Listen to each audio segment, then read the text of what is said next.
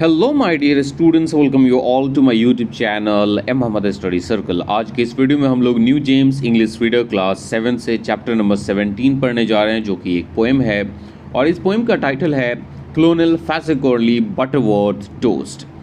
और इस पोएम के ऑथर हैं चार्ल्स कॉजली। तो इससे पहले कि हम लोग इस पोएम को पढ़ें और इसके line by line Hindi meaning को समझने की कोशिश करें, हमें सबसे पहले हमारे ऑथर चार्ल्स कॉजली के बारे में थोड़ा बहुत इन्फॉर्मेशन गैदर कर लेना चाहिए। So Charles Causley, he was born in 1917 and was died in 2003, a writer of short stories and poetry. From Cornwall is remembered for the simplicity of thoughts and emotions in his works and the direct way in which he addressed them. कहने का मतलब Charles कॉजली 1917 में पैदा हुए थे और इनका देहांत 2003 में हो गया था। ये शॉर्ट स्टोरीज़ और पोइट्री के राइटर थे। ये कॉर्नवॉल के रहने वाले थे और कॉर्नवॉल इंग्लैंड में एक जगह है और ये जाने जाते हैं अपने थॉट्स की सिंप्लिसिटी के बारे में, अपने काम में जो इमोशंस ये दिखाते हैं उसके बारे में जाने जाते हैं। और इन चीज़ों को, सिंप्लिसिटी ऑफ थॉट्स और इमोशंस को जिस प्रत्यक्ष रूप से, जिस डायरेक्ट वे में ये चीज़ों को रखते हैं अपने शॉर्ट स्टोरीज़ में, अपनी पोइट्रीज़ में, उसके लिए ये जाने जाते हैं। In his poems, he touched upon the various legends and stories of his native Cornish culture. अपनी पोइट्रीज़ में, अपनी पोएम्स में इन्होंने अपनी मातृभूमि कॉर्निश कल्चर की कई सारी लेजेंड्स, कई सारी स्टोरीज़ को भी इन्होंने दिखाया है, उसमें एड्रेस किया है। His books of poetry for children are still as popular as when they were published. और बच्चों के लिए पोइट्री की किताब जो इन्होंने उस समय पब्लिश किया था, और वो बुक जितने पहले लोकप्रिय थे, जितने पहले पॉपुलर थे, वो आज भी उतना ही पॉपुलर हैं। तो इनकी जो पोइट्रीज़ हैं, इनकी जो शॉर्ट स्टोरीज़ हैं, वो बहुत ही ज़्यादा इंटरेस्टिंग, बहुत ही ज़्यादा ह्यूमरिस्टिक, फ़नी और मजाकिया होता है। तो ये जो हम लोग पोएम पढ़ने वाले हैं, क्लोनेल फैसिकर्ली बटरवर्थ टोस्ट, ये भी एक बहुत ही फ़नी और एक बहुत ही मजाकिया पोएम है। तो चलिए हम लोग इस पोएम को पढ़ते हैं और इसके line by line Hindi meaning को समझने की कोशिश करते हैं। Colonel Fazackerley Butterworth Toast bought an old castle complete with a ghost. कहने का मतलब क्लोनेल फैसिकर्ली बटरवर्थ टोस्ट ने एक कैसल खरीदा, एक पुराना महल खरीदा, और वो जो महल था वो एक भूत उसमें रहा करता था। मतलब वो जो महल था वो भूतहा महल था, वो हॉन्टेड था। But someone or other forgot to declare to Colonel Fazak that the spectre was there. और जब क्लोनल फैसिकर्ली बटरवर्थ टोस्ट ने उस पुराने महल को ख़रीदा तो कोई उन्हें ये बताना भूल गया कि उस महल में, उस पुराने महल में एक स्पेक्टर रहता है, एक भूत रहता है। यहाँ पर देखिए, स्पेक्टर का मतलब होता है घोस्ट। तो जो भी डिफ़िकल्ट और जो भी न्यू वर्ड मीनिंग्स हैं वो आपको यहाँ पर आपके बुक में दे दी गई हैं। तो फर्स्ट स्टेंजा में हमने देखा कि क्लोनेल फैसिकर्ली बटरवर्थ टोस्ट ने एक पुराना महल ख़रीदा जिसमें एक भूत रहता है, और जब उन्होंने उस महल को ख़रीदा था तो कोई भी उन्हें ये नहीं बता पाया था कि उस महल में कोई भूत रहता है। लोग उन्हें ये बात बताना भूल गए थे। Second stanza, on the very first evening while waiting to dine.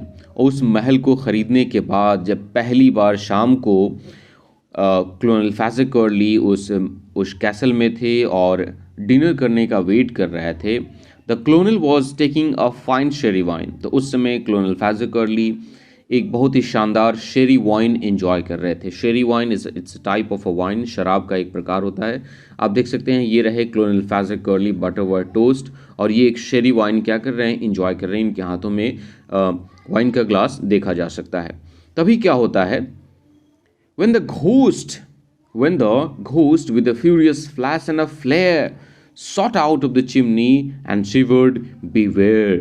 तभी क्या होता है कि चिमनी से एक फ्लैश के साथ, एक चमक के साथ, एक फ्लेयर के साथ एक भूत निकलता है, थरथराते हुए, कांपते हुए, और इन्हें डराने की कोशिश करता है और कहता है बिवेयर, कि सावधान हो जाओ।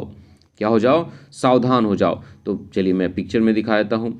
ये रहे क्लोनेल फैसिकर्ली जो कि बैठ करके बड़े ही मज़े के साथ शेरी वाइन एंजॉय कर रहे हैं। तभी चिमनी से एक चमक के साथ, एक फ्लैश के साथ, एक फ्लेयर के साथ ये भूत जो है वो कांपते हुए थरथराते हुए निकलता है और इन्हें डराने की कोशिश करता है और कहता है कि सावधान हो जाओ।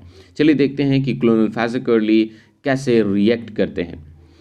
Clonal Fazackerley put down his glass and said, Colonel Fazackerley बिल्कुल भी नहीं डरते हैं। वो सबसे पहले अपने वाइन ग्लास को नीचे रखते हैं और कहते हैं, my dear fellow, that's really first class. देखो यहाँ पे फेलो कहने का मतलब होता है फ्रेंड, साथी, यार, दोस्त। तो वो उस भूत से इस तरह से पेश आ रहे हैं, वो उस भूत को इस तरह से एड्रेस कर रहे हैं जैसे कि मानो कि वो भूत उनका कोई पुराना दोस्त हो। वो कह रहे हैं कि अरे मेरे यार, दैट्स रियली फर्स्ट क्लास, ये जो तुमने किया, जो तुम चिमनी से चमक के साथ, एक फ्लेयर के साथ जो तुम निकले हो, एक फ्लैश के साथ जो तुम निकले हो, ये फर्स्ट क्लास था। तुम्हारी जो एंट्री है वो एकदम दमदार है। I just can't conceive how you do it at all, कि मुझे ये समझ में नहीं आ रहा है कि तुमने आखिर कैसे किया। तुम चिमनी से उस चमक के साथ, उस फ्लेयर के साथ कैसे बाहर निकले, मुझे ये समझ में नहीं आ रहा। देखिए, कांट कंसीव का मतलब होता है कांट इमेजिन। मैं ये सोच नहीं पा रहा हूँ, मैं ये समझ नहीं पा रहा हूँ कि जो तुमने किया आखिर उसे कैसे किया। I imagine you are going to a fancy dress ball, कि मुझे तो ऐसा लग रहा है कि तुम किसी फैंसी ड्रेस कॉम्पिटिशन में जा रहे हो, तुम किसी फैंसी ड्रेस पार्टी में जा रहे हो। तो इस तरह से क्लोनल फैज़ेकर्ली का फर्स्ट रिएक्शन था उस भूत को देख करके। सेकेंड स्टेंजा में बताया गया है कि जब क्लोनल फैज़ेकर्ली उस भूत को देखते हैं तो कहते हैं, अरे यार, तुमने ये कैसे किया, मुझे समझ में नहीं आ रहा है, और जिस तरह का तुम्हारा पहनावा है मुझे ऐसा लग रहा है कि तुम किसी फैंसी ड्रेस बॉल में जा रहे हो, तुम किसी फैंसी ड्रेस कॉम्पिटिशन में जा रहे हो। चलिए नेक्स्ट स्टेंजा देखते हैं। Eight this the dread ghost give a withering cry, और क्लोनल फैज़ेकर्ली की इन बातों को सुनकर वो जो भूत है वो डर जाता है। मतलब क्लोनल फैज़ेकर्ली नहीं डरते हैं, वो भूत डर जाता है, और डर करके क्या करता है, give a withering cry. Withering cry का क्या मतलब होता है, स्क्रीम्ड, वो भूत चीखने लगता है, चिल्लाने लगता है। क्या करने लगता है, चीखने लगता है, चिल्लाने लगता है, कराहने लगता है। Said the colonel, his monocle firm in his eye, और उस भूत के चीखने को, चिल्लाने को सुनने के बाद क्लोनल फैज़ेकर्ली कहते हैं, और इस समय तक भी उनकी आंखों में जो मोनोकल लगा हुआ था वो बिल्कुल फर्म था, वो हिला भी नहीं था। तो ये जो बात बताई गई है, his monocle firm in his आई, कहने का मतलब क्लोनल फैज़ेकर्ली बिल्कुल भी डरे हुए नहीं हैं। अगर वो डरे होते तो हो सकता है कि उनका मोनोकल उनकी आंखों से गिर गया होता। मोनोकल किसे कहते हैं, मोनोकल भी चश्मे का ही एक प्रकार होता है जो कि सिर्फ एक ही आंख में लगा हुआ होता है। तो मोनोकल को हम लोग ऐसे डिफाइन कर सकते हैं, single glass lens for one eye, जो कि पिक्चर में आपको दिख भी रहा होगा। तो उस भूत की चिल्लाहट को सुनकर क्लोनल फैज़ेकर्ली कहते हैं, now just how you do it I wish I could think, कि देखो तुमने ये जो किया वो काश मैं समझ पाता कि तुमने वो कैसा किया, बट मुझे समझ में नहीं आ रहा है। Do sit down and tell me and please have a drink, एक काम करो, तुम मेरे साथ बैठ जाओ और एक ड्रिंक लो और मुझे बताओ कि तुमने ये कैसे किया, तुम उस फ्लैश के साथ, उस फ्लेयर के साथ उस चिमनी से बाहर कैसे निकले। ओके, चलिए नेक्स्ट स्टेंजा देखते हैं कि वो भूत कैसे रिएक्ट करता है क्लोनल फैज़ेकर्ली की बातों को सुनकर। The ghost in his phosphorus cloak give a roar, वो भूत जिसने एक फॉस्फोरस क्लोक पहना हुआ था, क्लोक किसे कहते हैं, कपड़े को कहते हैं, और फॉस्फोरस क्या होता है यहाँ पर बताया गया है, एक हल्का येलो कलर का केमिकल होता है जो कि अंधेरे में चमकता है, a pale yellow chemical that glows in the dark, उसे हम लोग कहते हैं फॉस्फोरस। तो वो भूत जिसने फॉस्फोरस का क्लोक पहना हुआ था, फॉस्फोरस का कपड़ा पहना हुआ था, वो अब दहाड़ने लगता है, रोअर करने लगता है। And floated between ceiling and the floor, और सीलिंग जो कि छत होता है और फ्लोर जो कि नीचे का ग्राउंड होता है, उसके बीच में वो फ्लोट करने लगता है, तैरने लगता है, घूमने लगता है। He walk through a wall and return through a pane, वो क्या करता है, एक दीवार से होकर इस पार से उस पार चला जाता है और फिर खिड़की से होकर अंदर आ जाता है। And backed up the chimney and came down again, और फिर कभी चिमनी में चला जाता है, फिर चिमनी से बाहर निकल जाता है। मतलब वो भूत इस तरह से क्लोनल फैज़ेकर्ली को डराने की कोशिश करता है। ओके, तो उस भूत की, उस घोस्ट की, उस स्पेक्टर की इन सभी हरकतों को देखकर क्लोनल फैज़ेकर्ली क्या कहते हैं, let's see. Said the colonel with laughter I am feeling quite weak, Colonel Fazackerley कहते हैं कि यार तुम्हारी इन हरकतों को देखकर मुझे इतनी हंसी आ रही है, मैं इतना हंस रहा हूँ कि मेरे हंसने की वजह से मैं खुद को कमज़ोर महसूस कर रहा हूँ। As trickles of merriment ran down his cheek. देखो, ट्रिकल्स ऑफ मैरीमेंट का मतलब होता है टीयर्स कॉज्ड बाय लाफिंग। जब हम बहुत ज़्यादा हंसते हैं तो हंसने की वजह से आंखों से जो आंसू निकलने लगते हैं, आंखों से जो पानी निकलने लगते हैं, उसको हम लोग खुशियों का आंसू या हम लोग बोल सकते हैं ट्रिकल्स ऑफ मैरीमेंट। वो कहते हैं क्लोनोफेजिकली कि तुम्हारी इन सभी हरकतों को देखकर मुझे इतनी हंसी आ रही है कि मेरे आंखों से आंसू निकल रहे हैं और मैं अपने आप को कमज़ोर महसूस कर रहा हूँ। My house warming party I hope you won't spurn. और देखो, बहुत ही जल्द मेरा हाउस वार्मिंग पार्टी होने वाला है। मैंने इस नए कैशल को ख़रीदा है, मैंने इस पुराने कैशल को ख़रीदा है और मैंने अभी पार्टी नहीं दिया है। तो जब मैं हाउस वार्मिंग पार्टी करूँगा तो मैं तुम्हें इनवाइट करना चाहता हूँ और मुझे उम्मीद है कि तुम मेरी इस इनविटेशन को रिजेक्ट नहीं करोगे। स्पर्न मीन्स क्या होता है? रिजेक्ट। तो कहने का मतलब क्लोनोफेजिकली उस भूत को इनवाइट कर रहे हैं अपने हाउस वार्मिंग पार्टी में और ये भी उम्मीद कर रहे हैं कि वो उनकी बातों को मानेगा और उनके आमंत्रण पर वो आएगा। फिर कहते हैं you must say you will come and you will give us a turn. तुम्हें ये ज़रूर कहना चाहिए कि तुम मेरे हाउस वार्मिंग पार्टी में आओगे और हम सबको क्या करोगे? डराने की कोशिश करोगे, हम सबको एंटरटेन करोगे। क्लोनोफेजिकली की इन बातों को सुनकर वो भूत क्या कहता है? At this the poor spectre quite out of his wits. Colonel Fazackerley की इन बातों को सुनकर वो बेचारा भूत, उसे समझ में नहीं आता है कि अब उसे आगे क्या करना है। Proceeded to shake himself almost to bits. इसलिए वो प्रोसीड करता है, वो चाहता है कि वो अपने आप को शेक करके छोटे छोटे टुकड़ों में तोड़ ले। He rattled his chains and he clattered his bones. वो अपने चेन्स को रैटल करता है, उसे खड़खड़ाता है और अपने बोन्स को उसे क्या करता है? क्लैटर करता है, अपने बोन्स को तोड़ने का, मड़ोड़ने का साउंड प्रोड्यूस करता है।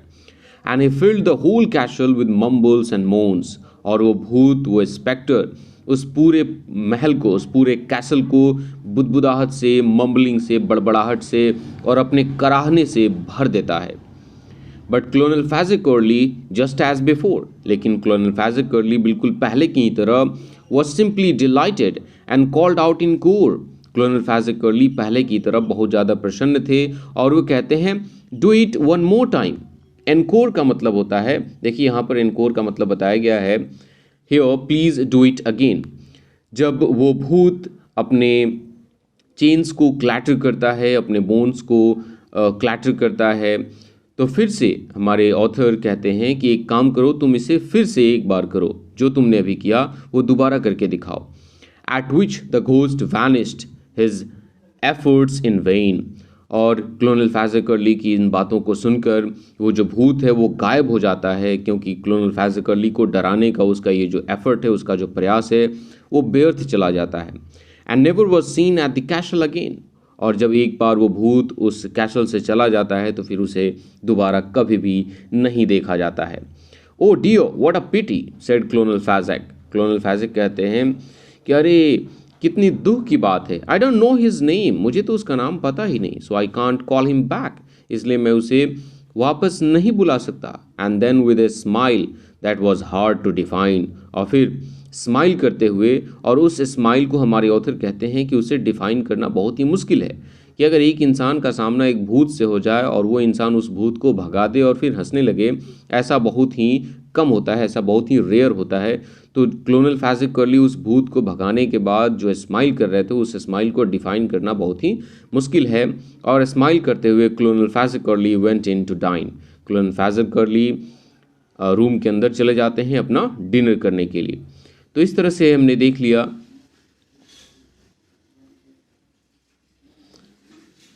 इस पोइम का एक्सप्लेनेशन हमने कर लिया, इसके लाइन बाय लाइन मीनिंग को समझ लिया।